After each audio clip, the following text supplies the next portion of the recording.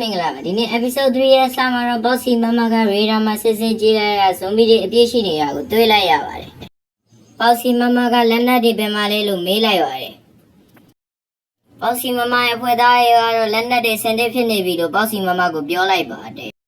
သူတို့ရဲ့လက်နက်ကတော့တကယ်ကိုကြောက်စရာကောင်းတဲ့1ကီလိုတန်းရှိတဲ့ nuclear ဘုံတစ်လုံးပါတစ်ဖက်မှာတော့ zombie ကအန်နီယာတစ်ခုကိုခန်းစားမိလိုက်ပါတယ်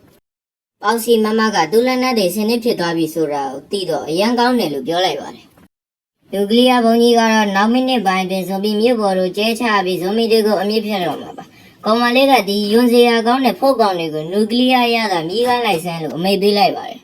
။ဆန်းဝန်းကဒါဟာလူသားတွေရဲ့ရဟတ်ရင်ဆိုတာသိလိုက်ရလို့ကျွန်တော်သွားရှင်းလိုက်ရမလားလို့ဇွန်ဘီကိုမေးလိုက်ပါတယ်။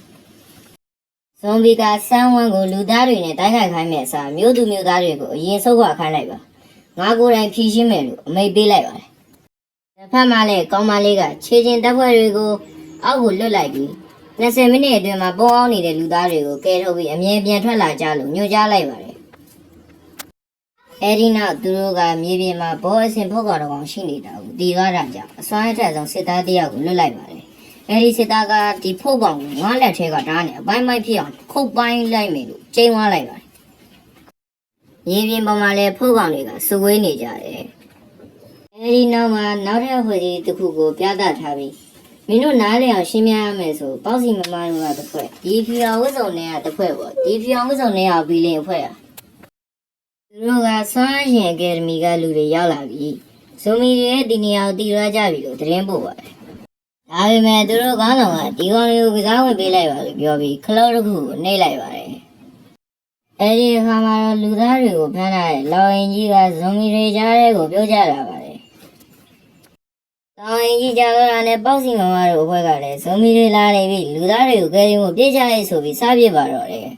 ။အဲဒီကြားထဲကသပင်နီအောင်တဲ့ကောင်မလေးကဒီဖိုးကောင်တွေဘာကြောင့်မသိနိုင်ရလဲလို့အော်နေချိန်မှာဇွန်မီတကောင်ကဖိုးကောင်လေးတွေကိုဒုက္ခနာကိုလည်းကာပေးနေတာကိုတွေ့ရမှာပါ။